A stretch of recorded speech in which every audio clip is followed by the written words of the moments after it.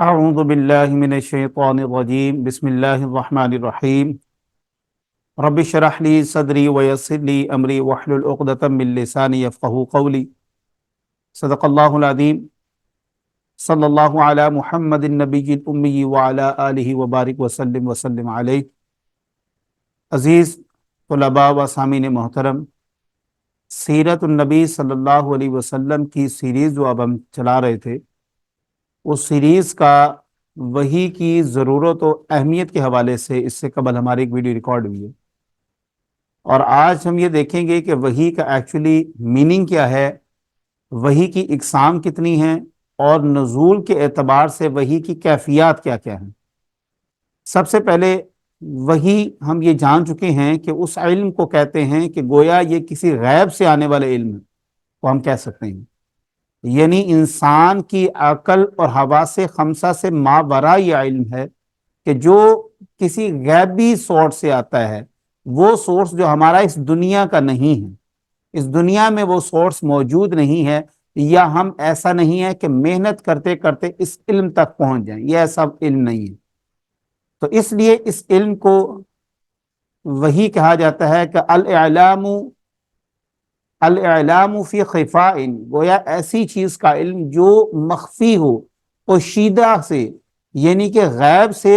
جو تعریف اس کی محققین، مفسرین و علماء کرام نے کی ہے، وہ فرماتے ہیں ہوا کلام اللہ المنزل علی نبی من انبیائہ والرسول، گویا وہ علم جو اللہ تعالیٰ کی طرف سے انبیاء پر نازل ہوتا ہے اس کو وحی کہتے ہیں۔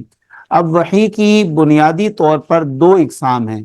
ایک ہوتی ہے مطلوب اور دوسری ہوتی ہے غیر مطلوب۔ آپ یوں بھی کہہ سکتے ہیں کہ ایک جلی ہے اور ایک خفی ہے۔ ایک وہ وحی ہے کہ جس کے الفاظ اور معانی دونوں اللہ کی طرف سے ہوتے ہیں، اس کو وحی مطلوب کہتے ہیں، اور اس کی مثال ہم دیکھتے ہیں کہ قرآن پاک میں، پورا قرآن پاک بلکہ الحمدللہ رب العالمین، یہ آیت بھی اللہ کی طرف سے ہے اور اس کے معانی بھی اللہ کی طرف سے ہیں۔ جبکہ وحی غیر مطلوب اس کو کہا جاتا ہے کہ جو معانی تو اللہ کے ہوں لیکن الفاظ رسول اللہ صلی اللہ علیہ وسلم کے ہوں۔ کئی مقامات پر آپ نے اس طرح ارشاد فرمایا کہ اللہ تعالیٰ ارشاد فرماتا ہے، اور پھر آپ نے وہ بیان فرمایا، اس کو حدیث یا حدیث قدسی بھی کہا جاتا ہے۔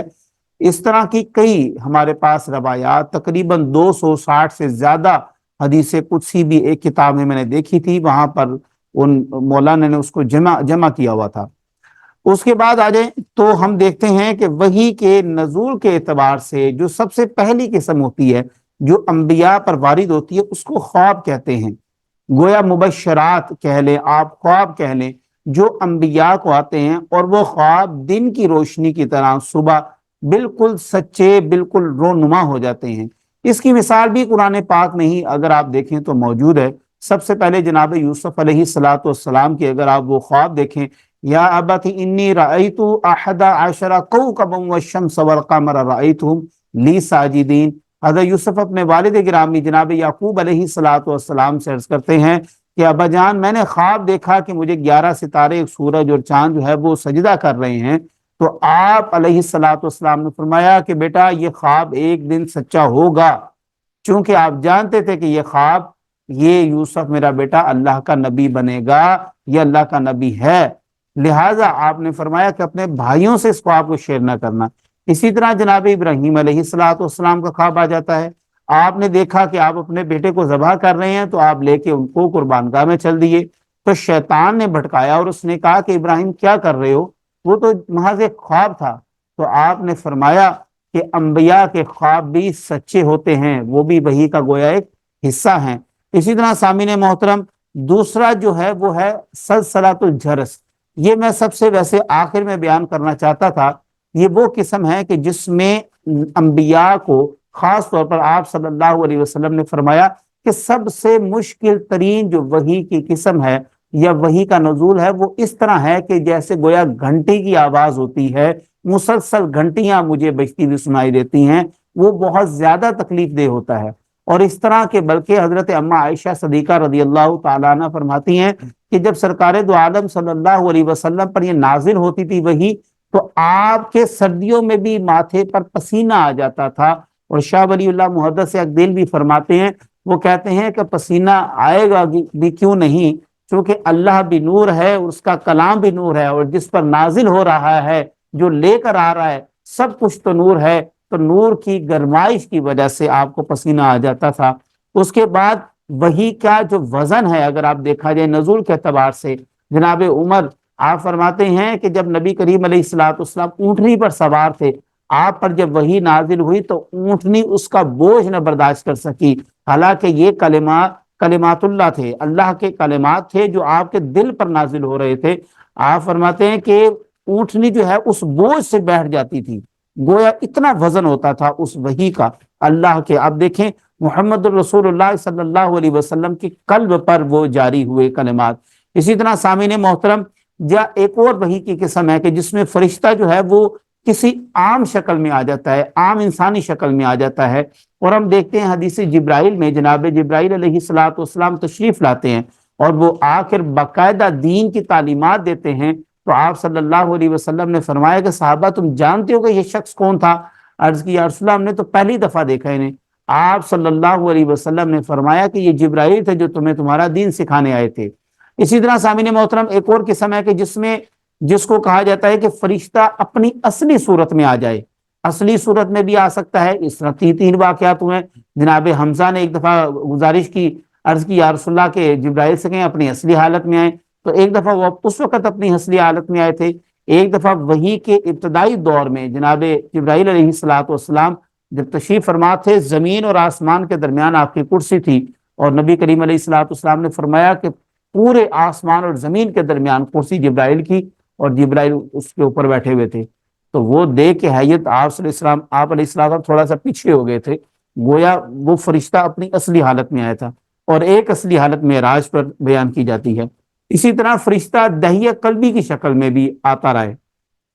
یہ دحیہ قلبی جو ہیں بڑے خوبصورت صحابی تھے، بلکہ ان کے بارے میں نے کچھ مرویات پڑھی ہیں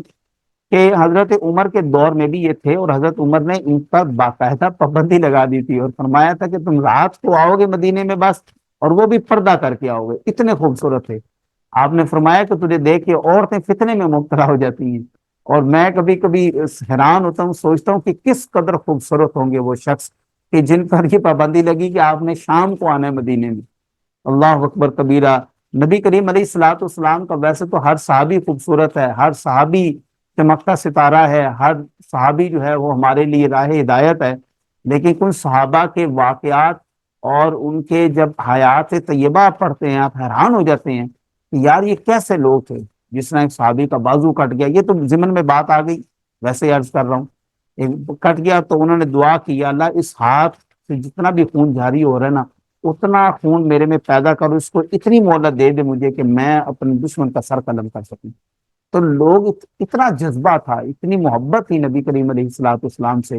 اور وہ جن صحابیوں کے اوپر تیر کی بارشیں ہوئی احد میں، آپ ایسے ہاتھ پھیلائے حضور علیہ الصلوۃ والسلام کے اوپر آ گئے، اور آپ کی جو ساری کمر تھی وہ تیروں سے چھلی ہو گئی تھی، بلکہ اس میں نا ہم سے کہتے ہیں اس کو جس کے اوپر کنڈے ہوتے ہیں بڑے بڑے، اب اس کو پتہ نہیں اور زبان میں کیا کہتے ہیں، تو انہوں نے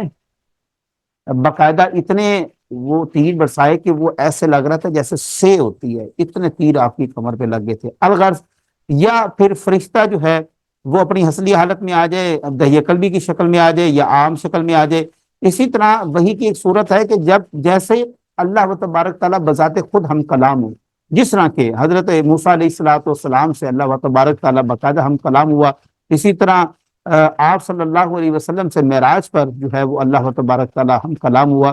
یا پھر کوئی دل میں نفس فی الروح، یعنی کہ کوئی بھی بات دل میں ڈال دی جائے، یہ ایسا بھی ہوتا ہے جس طرح کہ انجیل ہے، انجیل کے بارے میں کہا جاتا ہے کہ وہ حضرت عیسیٰ علیہ الصلوۃ والسلام کے قلب پر جاری ہوئی تھی، قلب پر نازل ہوئی تھی باقاعدہ، جس طرح تورات ایک کتابی شکل میں آئی تھی، پوری تختیاں لکھی ہوئی تھی، ایسا نہیں ہوا۔ سامعین محترم، یہ مختصر سی جو ہے وہ وحی کی اقسام تھی جن کو آج ہم زیر بحث لے کر آئے۔ اس کے اوپر انشاءاللہ تعالیٰ آگے ہم کوشش کریں گے کہ وہ سوالات